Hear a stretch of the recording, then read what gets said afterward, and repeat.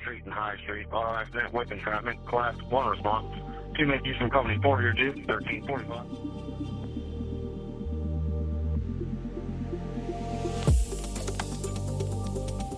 At Grief Relief, we have partnered with Allie Rothrock and her company On the Job and Off through the county's First Responders Assistance Program, or Frap.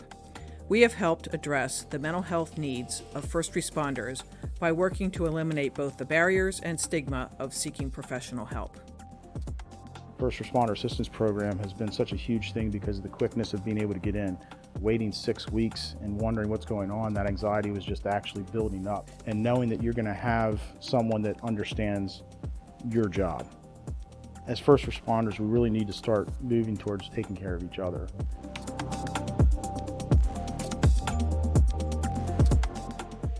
Trauma is inherent to the work of first responders. We discuss the impact it can have on you both personally and professionally with 2 police officers who open up about the traumatic experiences they have encountered. With the opioid epidemic, I think a lot of us were really starting to see a lot of death that wasn't just attracting, certain people. It was all across the board, from the very rich to the very poor. And when you're seeing that trauma over and over again and thinking that you're fixing it, it adds up, especially when you don't talk about it afterwards. For me, it was a specific call. I responded to suicide of a teenager. And that call really affected me, the circumstances and how it happened, why it happened. I had a hard time putting that call to behind me. We have a lot of calls that you just you deal with it and you put it behind you, but I couldn't put that one behind me, and it was causing me a lot of frustration. And actually went to therapy afterwards as a result of that call. We all have that one call that sticks with us for a while. And unfortunately, I think the bad part about it is that one call that's sticking with us, that we're really dealing with the trauma and the mental health aspect of it, is usually the call that you're getting a lot of accolades for, a lot of pats on the back. Hey, you did a great job. And you want to accept that and smile and say, yeah, I appreciate it. But then in the background, you're really struggling with it.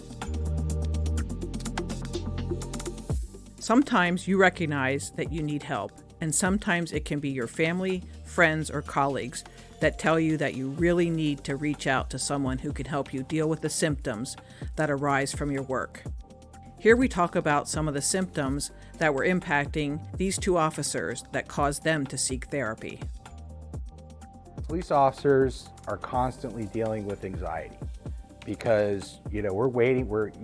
You're just awaiting that next call as to that big call. What's it going to be? So you're just constantly in that anticipatory state of mind. You can sit around with a group of police officers and they'll talk about the dream of either my gun doesn't fire, I'm running through mud, I can't run.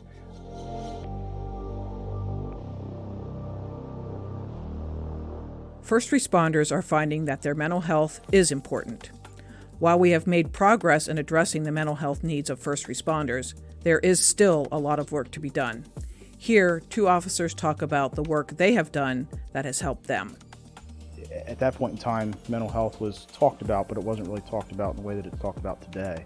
The biggest thing that I can say for all of us with mental health is just know that it's just not you.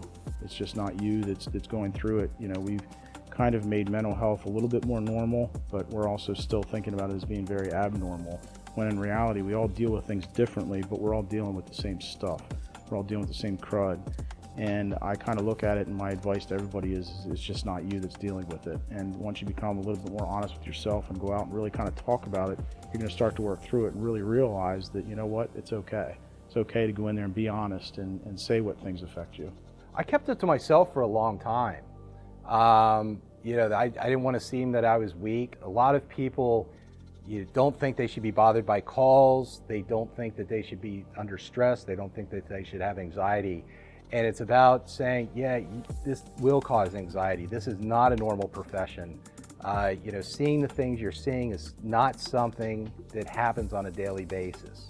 There's that emotional component too of where you're harder on yourself emotionally. Even though you know in your head that you did it, you can't rationalize that emotion. And that's part of a lot of what therapy can do for people too, is help them rationalize getting that balance back between their head and their heart. And another thing too I found with therapy is that you can get that in the beginning. You can figure out how to work through these calls, and it's not that you have to go through therapy for the rest of your life.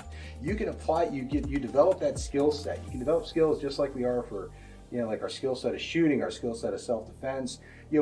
Once you learn those skills, you have them, and it's just a matter of practicing them later on. And with that, it's being able to go through that, whether it's mindfulness, whether it's through different techniques of how to de-stress. Once you learn those techniques, they're there for you for the rest of your career. We have helped address the mental health needs of firefighters, EMS workers, corrections officers, dispatchers, and police officers as they navigate the challenges they face both on the job and off. If you find yourself in need of help, please don't hesitate to reach out to us. If I can do it, you can do it.